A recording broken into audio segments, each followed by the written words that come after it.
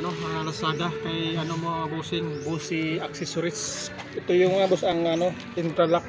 Kapit ko dito mga boss sa mga lumang modelo mga boss na ayaw na gumana yung mga remote nila dito sa ano, sa kanyang pinto. Ay ito na lang yung gagawin niyo mga bossing. Pili lang kayo ng ganito tapos install natin dito. Ngayon mga boss ay buksan natin to.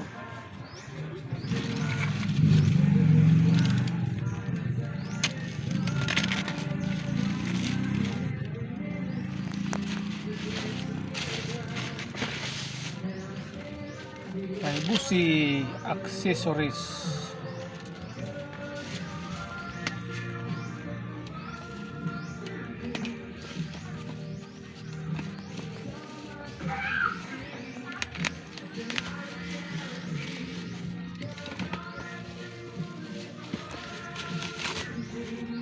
Ang boss, tingnan natin sa ilalim. Medyo na-yopi yung anong karton, pero tingnan natin kung wala bang naging damage. Ayan mga boss, at bawat isa mga boss pwede naman itong subukan kung gumagana, pero ang gagawin kong dito mga boss ay ang importante dito yung module nya.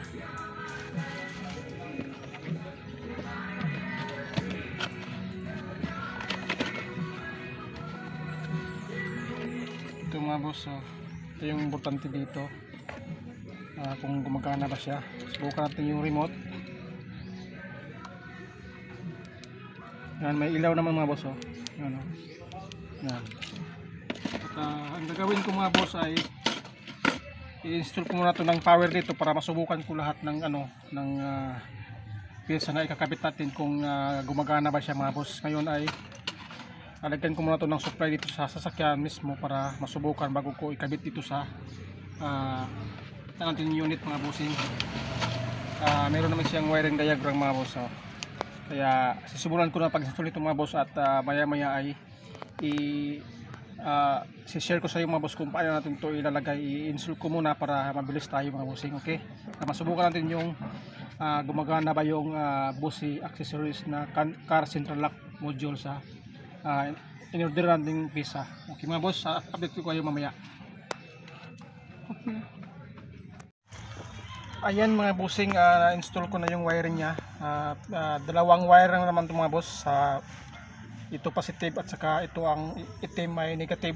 Lahat na yan mga boss may ground itong central lock natin.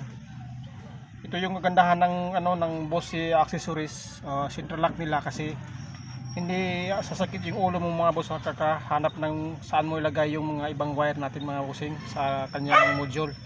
Ito mga boss, dalawang wire lang to, positive at saka negative. At itong kulay pink mga boss ay meron silang nilagay na diode. Ito mga boss, ilaw to mga boss. Pag i-unlock natin, talagang iilaw yung signal light natin na dalawa. Itong dalawang wire na kulay pink na galing dito sa module, mayroong nakalagay na fuse. Magkabilaan to mga boss, left and right. At yan lang naman ang ano niya sa Bossy accessories. At itong kulay ano na to, black and white, pink, may rivets na black, automatic to mga boss ay sa kanyang horn, dun sa horn nya, ito siren mga bossing. Yan lang naman. At itong kulay white, brown, tapos dito yan sa sa central lock sa harap to mismo mga bossing. Itong limang wire na to dito to nakabit sa ano, sa kanyang harap. Dalawa sila, 5. At sa likod naman mga boss, plug and play lang naman to, green at saka blue. Dalawang wire lang nakakarating doon. Yan lang naman ang tatandaan niyo mga boss. At ngayon mga boss, naghanap ako ng positive supply niya. Hindi pwedeng naka-ignition ang kanyang supply dito. Kailangan naka-standby na 12 volts para pag pinatay mo yung sasakyan, makaka-open yung remote natin dito sa kanyang mga central lock or door lock mga bossing.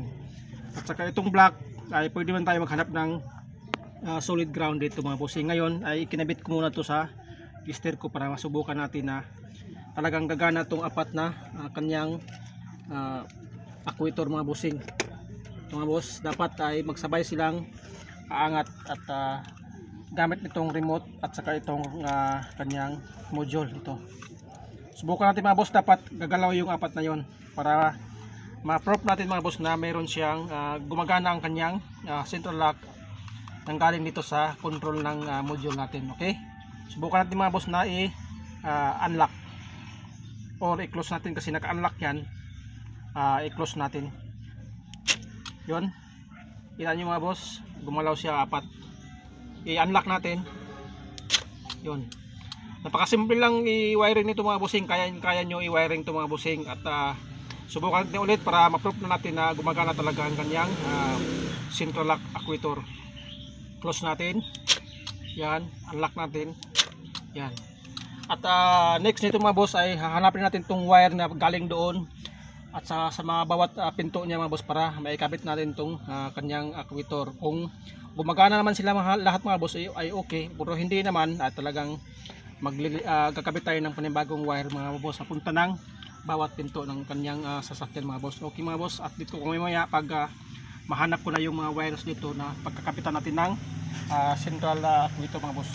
Okay, thank you mga bossing. Ayan mga bossing, tapos na yung pag-wiring ko dito papunta ng mga ganito actuator.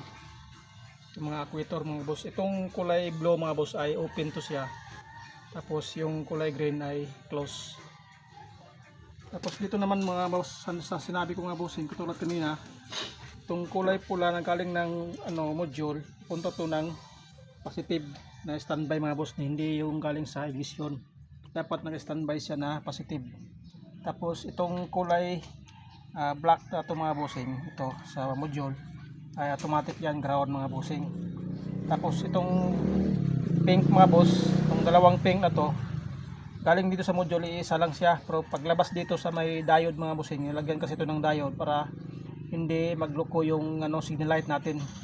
Nag-iisa sila mga boss sa signal light, itong sa kaliwa at kanan, itong dalawang tunga wire.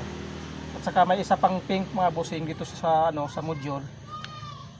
Itong kulay pink na to ay sa siren mga bossing, o doon sa parang horn niya, doon sa harap.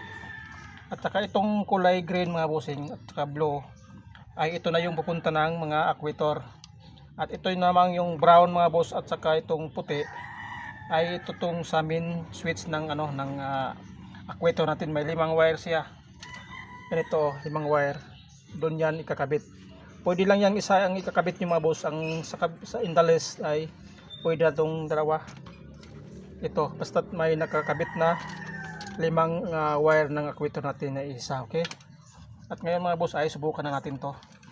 I-ano ko muna yung battery para masubukan natin na i-lock unlock kung ano ang naging resulta sa natin pagkabit ng central lock door actuator. Ayan mga boss, dito tayo sa harap. Kailangan mga boss ay ilaw itong yung dalawang signal light na to, at saka itong siren niya ay tutunog din. I-lock natin mga boss. Yun o. Naka-close na ito mga boss. Ito. Naka-close na yan. Tapos i-unlock natin, dapat dalawa yung tutunog dyan. Yun o. Ilupin natin.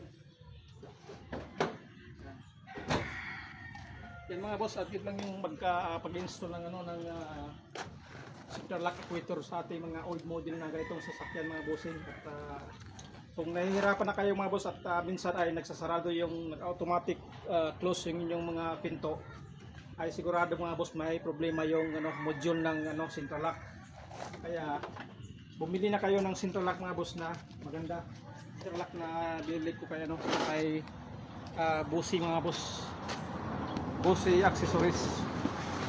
Meron nyo lang yung diagram niya para makuha nyo yung tama ang yung pagkabit ng central lock natin mga bossing. At ito na boss, i-ending na natin tong video na to. At huwag nyo kalimutan mga boss, ito ay BOSE, Bossy accessories ang anyong bibilhin mga boss sa Lazada. Marami ito doon mga boss. Yan mga boss, sana nasundan yung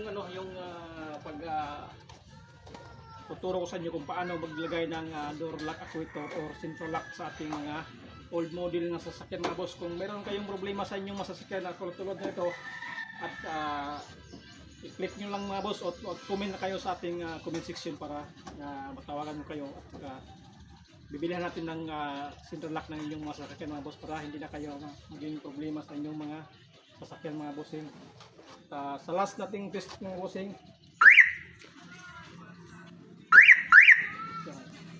thank you sa inyong manonood mga boss, at see you in the next vlog natin at Don B Parts.